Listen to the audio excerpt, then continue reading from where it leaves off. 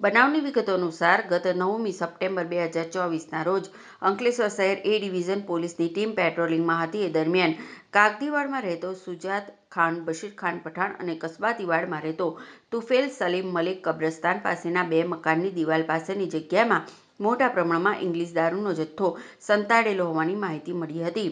જે માહિતીના આધારે પોલીસે રેડ કરતા તુફેલ સલીમ મલિક ફરાર થઈ ગયો હતો. પોલીસે સ્થળ પરથી રૂ2.21 લાખનો ઇંગ્લિશ દારૂનો જથ્થો જપ્ત કરી કુખ્યાત બુટલેગર સુજાત ખાન પઠાણ અને તુફેલ મલિકને વોન્ટેડ જાહેર કરી તેનો વિરુદ્ધ ગુનો નોંધી તપાસ હાથ ધરી છે. જેમાં પોલીસે સુજાત ખાન પઠાણ અને તુફેલ મલિકની પૂછપરછ કરતા તેની પૂછપરછમાં શેરપુરાના શહેબાઝ સબ્બીર મારવાડીનું નામ સામે આવ્યું હતું. જેની શોધખોળ છેલ્લા 3 મહિનાથી અંકલેશ્વર શહેર એ ડિવિઝન પોલીસ કરી રહી હતી.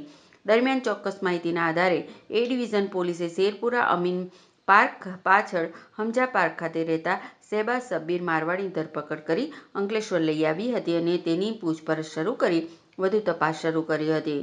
પોલીસે શહેબાઝ સબ્બીર મારવાડીની કાર પણ જપ્ત કરી હતી.